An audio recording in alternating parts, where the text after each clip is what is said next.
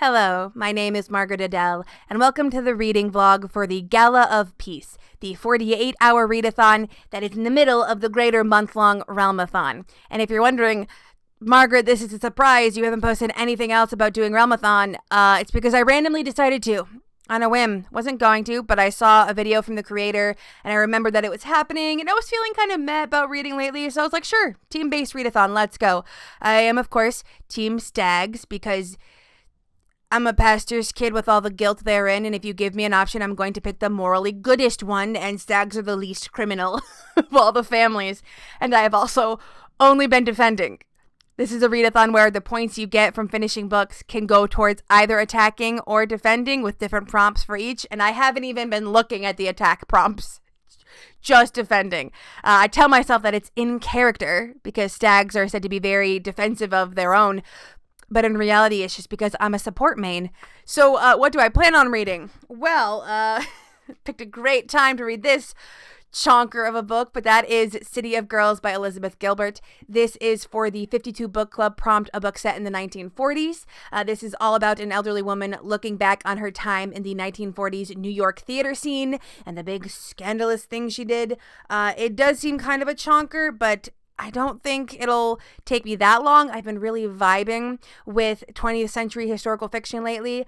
In the last couple of weeks, I've read both Daisy Jones and the Six and Malibu Rising. So we're going to continue that 20th century historical fix there. I also want to read Hit Girls by Nora Princiati. This is a nonfiction book all about the pop stars of the 2000s and the women that changed the industry and changed how people viewed pop music. I also am doing this for a 52 Book Club prompt.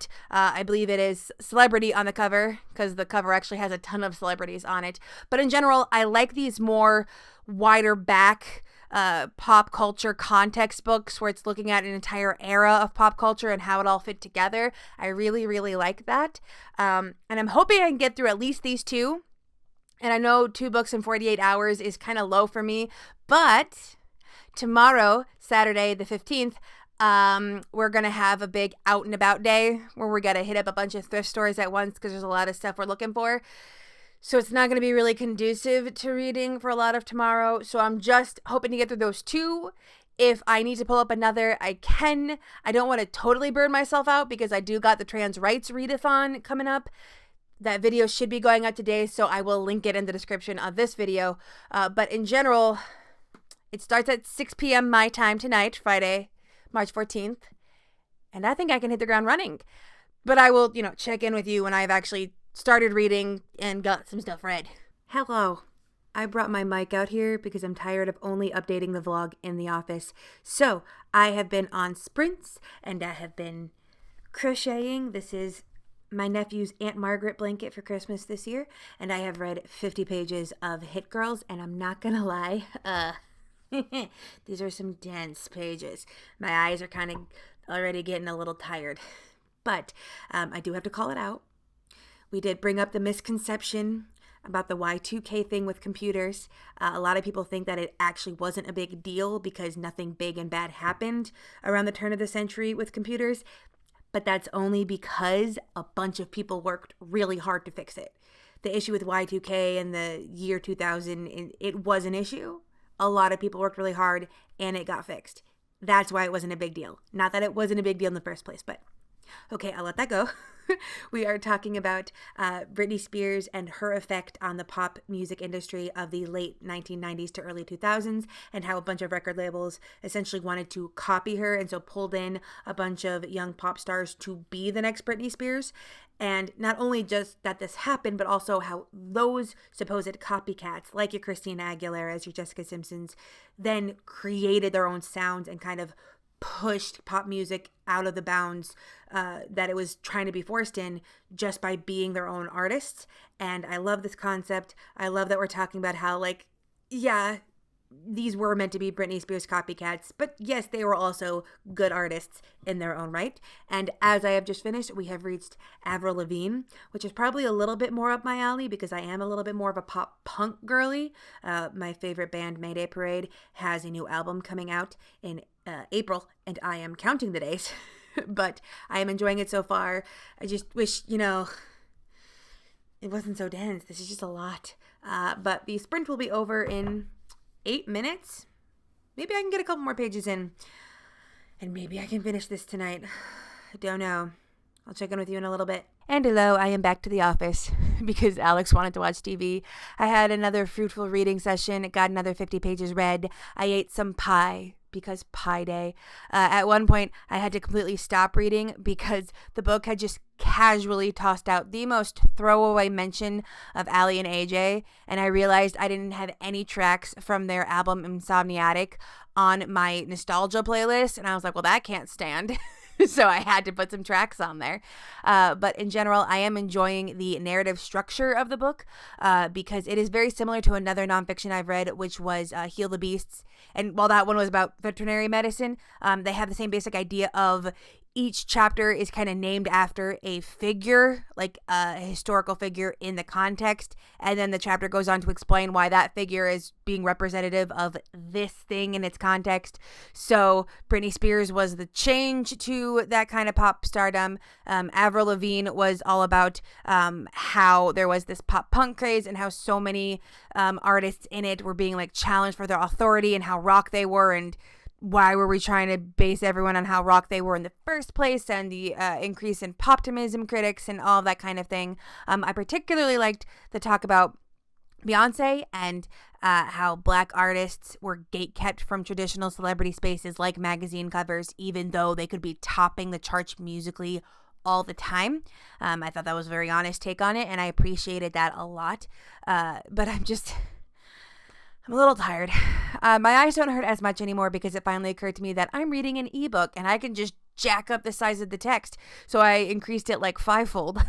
And so it's reading a lot better now. But I work in education and we just finished the last week before spring break. And if you've never worked in education, the last week before any break is the worst because kids' brains check out before their bodies do. So this week was a lot. But I don't just want to read 100 pages because, like, that's what I read in a day anyway. That doesn't feel like readathon type stuff, you know? I don't know if I'll continue with the sprints. I'm honestly impressed that I've stayed with them this long. I don't usually stick with sprints that long because I get annoyed when somebody else tells me to stop reading. But the first 2 sprints were both really long. The first one was a full hour. The second one was just shy of an hour. Now, I didn't take all of that time to be reading. I was having a conversation with my husband about our spring break plans and all of that.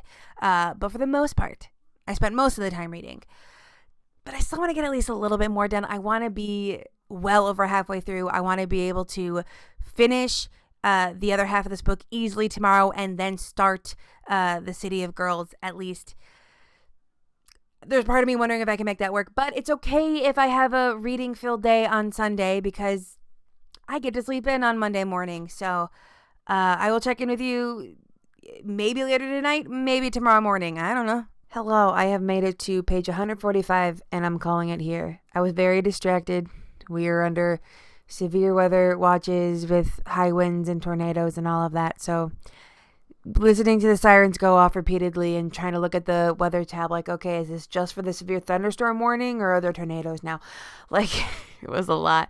But we did get to the Taylor Swift chapter, and you could definitely tell that the author was a Swiftie, not just because she states it directly, but it was a very rosy romanticized that word of fan culture, in that there was very little critique on it at all. It was pretty much just Taylor Swift in the early in her career in the late 2000s. I'm so tired.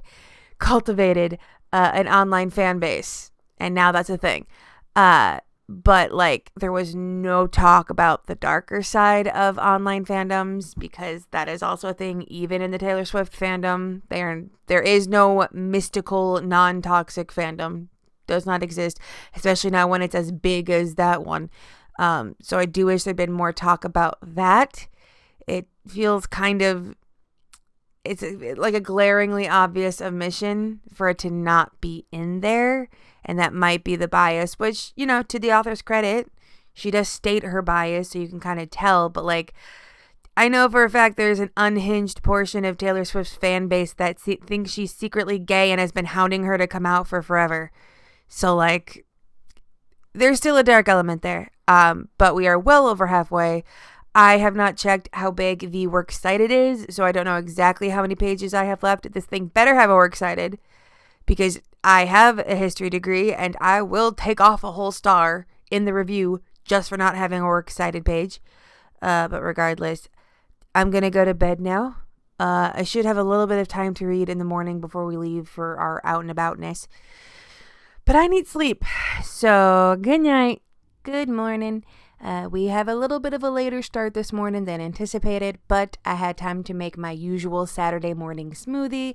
I hopped on to some sprints, and I did finish Hit Girls by Nora Princiati. I really liked that the book emphasized how cultural shifts of pop culture don't happen in the neat decades that we talk about, and how the music of the 2000s actually did go into the 2010s a little bit, and exactly what made it switch, aka Royals by Lorde. But I really enjoyed it. I think we're gonna go with maybe a 4-star for this one. There were just some moments where I was like, you could have gone into that a little bit more in depth, but I did get another 26 points defending Stags. It is a little bit annoying that the text of this book was so dense so that it was under 200 pages, because usually if a book is under 200 pages in this readathon, you don't get any points for the pages. It has to be over 200 to prevent people just racking up like novellas and stuff. But because it's the Gala of Peace, I still got an extra 10 points, which is why most people will save their short books for this weekend specifically. So that's 26 points defending Stags. We could use it. We were last in the last update, so that's probably just because, the actual creator of the readathon was knowingly going for Stags, like representing Stags that week, and now she's moved on to, I don't know who she is this week, Ravens. So they'll probably get the most attacks this week. But now it is time for the running aboutness. I might do a thrift store haul in this vlog. I don't know. We don't thrift store a lot anymore. We used to go every weekend almost, and we were like, hey, that's still a lot of consumption, even secondhand. So now we kind of wait, get a lot of things that we need in a list, and then go and take care of it. So that's what we're going to do today, and maybe I'll come with a haul later, but now I gotta really get up and going. And at some point I probably also got to write the actual review for that book, because it is from NetGalley, and I want my ratio to be up higher. But okay, talk to you later. And I am coming to you from my floor to give you a thrift store haul. Again, I don't do these very often, but this is our big over across the river trip, and I did have a lot of things that I needed. And yes, I did have a literal list. Did not get everything, but I never assume I'm going to get everything because thrift stores. So I got 1, 2, 3 pillows, and I did my best to try to find pillows that had a little bit of damage on the sides. See if I can find, like there, because I'm going to be ripping these apart and pulling out the stuffing to stuff a floor pillow I just finished making. So the stuffing will go in there. The fabric I will probably do something else with. I do have some new ideas on a way to make bookmarks using cardboard and fabric, but we'll talk about that one later. I also have candle plate and candle. You may know that I am a Brigidine pagan, and that involves a lot of daily candle burning, and I'm just fucking sick of having to clean out glass candle jars. I'm just over it. It's such a process. So we're going to try to find more of these from thrift stores and just plop it, and then when it's done, you just go. So for my sanity, I only got one piece of clothing. I don't really get a lot of clothing from thrift stores anymore. I'm at the point where I would rather make it myself, or if I get something from the thrift store, it's to alter it myself. But I got a very simple yellow top. I had a yellow top that I wore with very specific skirts, and then the top got too badly stained to be worn anymore, and so I needed another yellow top so I could still keep wearing those skirts, because I am a long skirt girly. It is my joy in life. Another mug. I have an entire mug collection, including many owl mugs. I think this is the 4th one I have so far. I could make an owl mug collection, so I always pick up one of those when I see them. And this last one, don't judge me, I did get more yarn. And if you saw the video where I talked about really needing to stash down my yarn, no you didn't. Just It's so rare to have one of these Goodwill bags be full of all bright colors. Usually they have to sneak in at least one or two whites and creams because that's so much of what the yarn is in any thrift store. And I loved this color combo and this color combo. And this is similar to some covers of some books I'm reading for my book cover blanket. And this, I also love the color. I'll find a way to use the chunky yarn. So, okay, yes, I'll need to do a lot more crocheting, but I don't care. These are pretty. I will still be working on destashing. Again, we don't do these big thrift store trips very often. We probably won't do another one for at least a month or two. Now, there is a store called the Skeleton Key, and it is my greatest weakness. It is a vendor marketplace where like different craftspeople can have a booth set up to just be there for casual shopping instead of always having to do like craft fairs and farmers markets and stuff. But they have a back room that is all donated secondhand crafting supplies of every kind. We're talking everything from fabric and yarn to stamps to a full Cricut machine one time, scrapbooking stuff. It's everything. And all the proceeds go to an animal shelter. It's my biggest weakness. But I actually didn't get that much this time, despite the fact that you literally buy it by the pound. I only got, yes, another thing of yarn, but this is for a specific project already in the works that I need this specific kind of yellow for, so it doesn't count. And 2 little bits of fabric. Both of them will be made into kerchiefs. This one I just thought was cool. This one I actually do specifically need to make because I have a couple outfits that need a darker red to work. But that is, oh no, I lied. It's not everything. I actually like this one. This is a quarter holder for your Aldi's quarter. Ta-da! And we go to Aldi's, so it works. Now that's the haul done. But now, I should probably figure out when the next sprint is and hop on that. Hey, so you know how I said I was going to read The City of Girls next? Change of plans. I keep looking at all of this new crafting stuff I got, and I want to craft. So, I am instead going to pull up an audiobook that I have had my eye on for a hot minute that's pretty short, at least by audiobook standards, and that is Math in Drag by Kind Santos, about a drag queen who loves math and teaches about math and drag, and that just sounds like a fun nonfiction for me right now, and I loved the last nonfiction I read. So, I will come back to you when I've listened to a bit and maybe crafted something. Hello! I have made a new floor pillow and a new kerchief, and I am 40% of the way through Math and Drag, and I'm not gonna lie, audiobook might not have been the best call for this kind of book because the author is just reading off math equations and it's just all going whoop. It's probably not help that I'm listening to it at 2 times speed, but like the other stuff to talk about like the history of mathematicians, like, and the messiness of math duels and how they would just keep these big breakthroughs of maths to themselves to win math duels. Like, I didn't know they were so messy and dramatic. But other talk about things like game theory and probability and using probability in the context of winning Drag Race. It's a lot more fun. I don't know how many new math concepts I'll walk away with because I actually was pretty good at math until trig.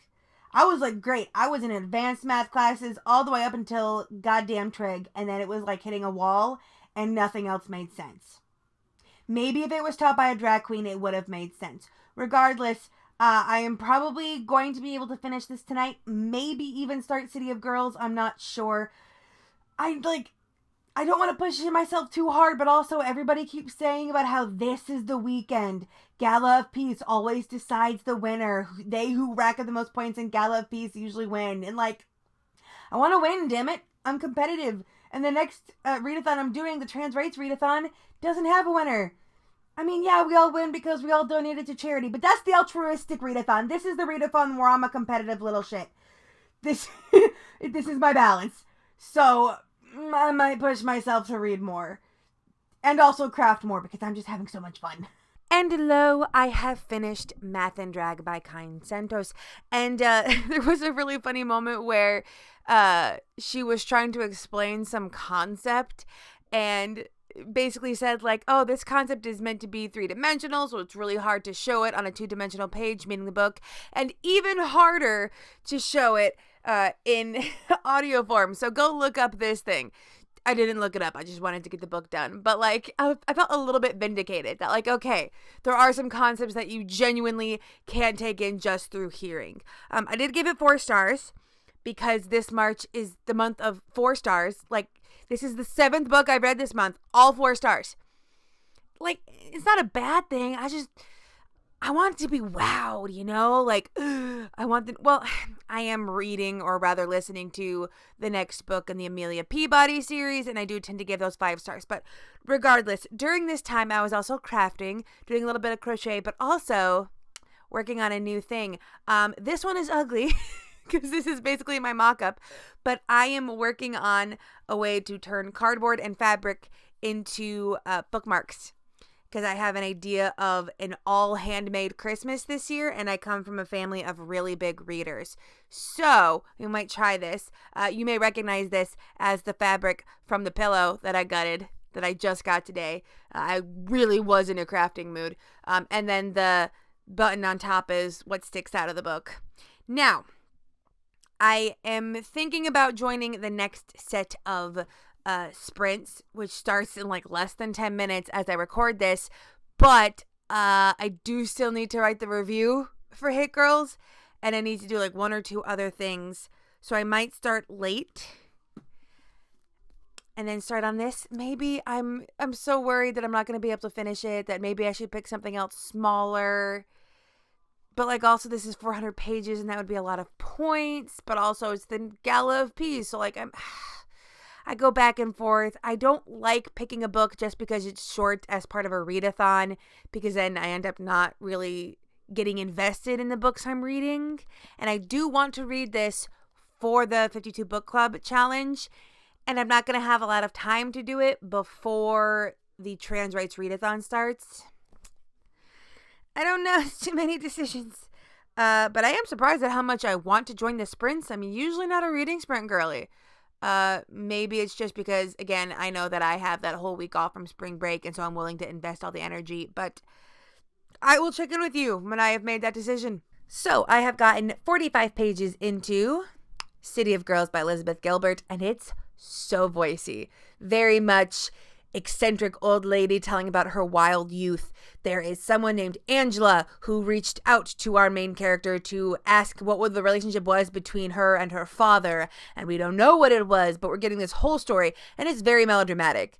To be like, to tell you about my relationship with your father, I must go to the first day I arrived in New York City. Like, main character syndrome up the wazoo, but like, she kind of knows it, and she's a little bit chaotic, and maybe queer vibes. I'm like, she keeps talking a lot about how hot other women are. I'm wondering, but it's so voicey. And I was like, I gotta check one more time to see if I can find an audiobook, because I looked before and I couldn't find one on either Libby or Libro FM. But then I was like, aha, I forgot to check Spotify. And lo and behold, it is on Spotify. So I don't think I'm going to do another entire day of listening to an audiobook tomorrow, just because it can be a lot for my brain. It can set off headaches, and just I read faster than I listen to an audiobook.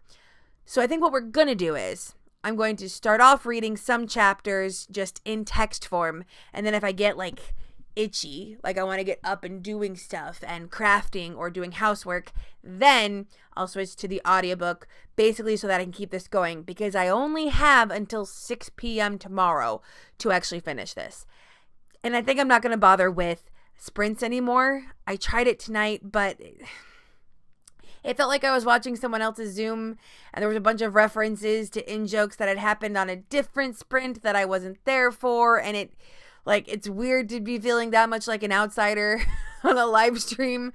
So I was like, I'm just going to finish this one on my own. I was impressed I got through as many sprints as I did. I usually don't listen to them that much. So instead, I put on some 1940s ambiance and went to town on my own. It does seem to be a fairly fast read because of how voicey it is, and how characterized the writing style is. So I am enjoying it. I think even a little bit more than I intended to or I expected to, and I was expecting to enjoy this at least a little bit. But I am very glad I picked this one for the 52 Book Club, and that's kind of why I do those challenges in the first place, is so that I'm forced to read things I wouldn't have thought to pick. But regardless, I will check in with you again tomorrow. I'll probably get a little bit of this read tomorrow morning before we have to go do grocery shopping and stuff. And hopefully I can finish this one before 6 p.m. and have a relatively productive Gala of Peace. And I still haven't written the review for Hit Girls, but I figured I'll do that when I'm not on a deadline to read a lot. Good morning. We have had a delightful morning. Did our usual big breakfast. I got my workout in, showered, and I did get another chunk of City of Girls by Elizabeth Gilbert read. I'm up to page 101, and it was the weirdest sex scene. Not like creepy, but our protagonist Vivian decides she is going to lose her virginity and have sex for the first time, and the showgirls take her to this doctor that pays them for sex once a week when his wife is away. The protagonist admits her morality at this time was iffy, and I just love the voiciness and how elderly Vivi keeps like jumping in to talk to Angela, and it's like, you have to understand, Angela, this is just the time was. That's just what we did back then. And you can just see the elderly woman in her costume, jewelry, and long, brightly colorful robes telling the story about the grandeur of 1940s New York. Like, it's so theatrical in the tone, and I love it. We haven't even gotten to Angela's father yet. Like, I still don't know who that dude was. She is taking her sweet time. But we do need to go do our grocery shopping for the week. And then when we come back, I will probably be switching to the audiobook just because I like myself a Sunday reset day when we prep the clothes and plan out the week and take the rest and also take off the old nail polish and put on the new and do the dishes and all that kind of stuff. So I will probably doing at least a couple hours of that, but I am like feeling the time constraints because it's like by dinner time I'll need to be completely done with this almost 500-page book. Thankfully, it reads so fast. Even this little bit I was reading this morning, reading 60 pages almost felt like nothing. So I'm hoping that the audiobook will read just as fast. I do want to craft more stuff. I'm probably not going to check in very often just because it is so much to read in such a little time. So I will probably only stop if I have something like really big to talk about, or I'm like another 100, 150 pages in, or I finished it. I don't know, but I will again show you the stuff I've crafted. Because, like our character Vivian says here, I like to brag. So I will see you in a bit. So it is less than 15 minutes until the Gala of Peace ends, and I have finished City of Girls by Elizabeth Gilbert, and I was gonna update y'all sooner, but it was a race. I came home from the grocery store, and I immediately got started, and I was working through it, and I was crocheting, working on the book blanket, and I was doing the dishes, and I was cleaning the nail polish off my nails, and then I looked at the audiobook, and I started doing the math, and I thought, crap. I'm not going to finish this before 6 at this speed. So I upped the speed a little bit. And then I did more math. And I'm like, no, I'm still not going to finish it before 6. So I took it off the audiobook, speed read through a couple of chapters on my own, like late in the book so I knew what the vibe was, and then went back to the audiobook to make dinner. And that's how I got through the last part of City of Girls. That being said, I did still enjoy it. I didn't necessarily feel rushed in the story itself. While the first half of the story takes place in 1940 to 1941, a specific year of the character's life, the second half kind of speed runs through like the rest of her life. For example, like there is some talk about World War II, but mostly just what it was like on the home front for her. And then it just keeps going farther and farther. And I was getting really confused. I'm like, who is Angela's father? Like, I thought we had met him by now because she'd had a bunch of beaux, and so obviously one of them was probably going to end up being it, right? No. The actual reveal of who Angela's father was such a genuine plot twist that my jaw literally dropped when I realized. It was very good, and I loved the building of a found family. I loved that the main character was very non-traditional, even past the wild girl era of her youth, even when she was an older woman, and just the way her life turned out and the creation of the found family, and that very much, here's where we are at the end, and her speaking directly to Angela And just the big emphasis on female friendships at the end. I really enjoyed that. I liked her relationship with Angela's father because I was like, oh, obviously this is just going to be like a lover situation, and it's so much more intricate and nuanced than I was expecting. I really liked that. But for all of my effusive praise, still just giving it 4 stars. And I don't necessarily know why. Like, I liked it well enough. I liked that it didn't default to having a romance. I liked the writing tone. I don't know, like, exactly what it was. It just didn't, like, grip me. It's got to be me at this point. What book is this? 8 books? 9 books? How many books am I into this month of literally all 4 stars? It might be a curse at this point. And maybe it's for the best, you know, like, you don't necessarily want to be, like, super gripped in the middle of a short-term readathon like this, because then you might end up with a book hangover and it might be hard to jump to the next book. But I am happy that I finished this, even though as I raced to get to the end and I got there half hour before the entire readathon was finished, and I hopped on Discord to be like, guys, I did it. Except then I found out that, oh yeah, Cassidy mentioned in the sprints today that you only have to read 50% or more of the book in the readathon for it to count towards the Gala of Peace. It's okay. I'm happy to have the rest of the night off. I can finish editing this vlog and get it up fairly quickly. And also, I'm just proud of myself for setting a goal and being able to tackle it. And also, this book, single book right here, 74 points. Just this alone, all in defense of the Stags. Support Maine.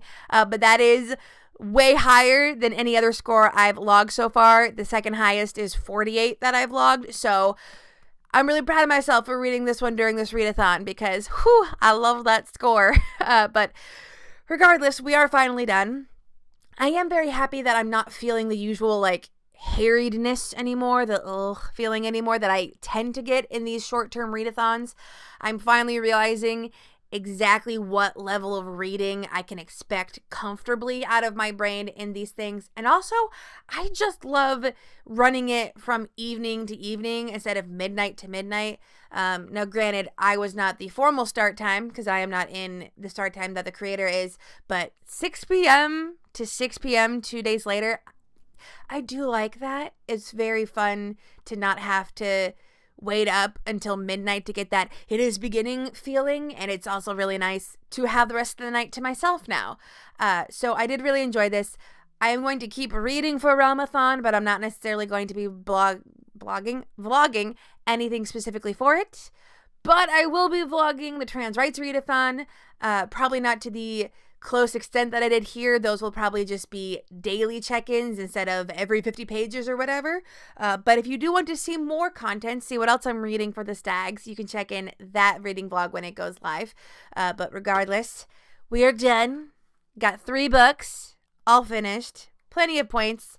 I think, I don't have the list in front of me, but I think I am easily over or near 150 points logged for this weekend. Maybe it really is the weekend that decides the entire thing. And also, would like to point out that you got the latest update, and the Stags have moved out of last place after I joined the readathon. And, like, I'm not going to say it's all thanks to me, but you're welcome. Anyway, thank you so much for watching. And with nothing else to say, I hope you have a wonderful day and a marvelous tomorrow.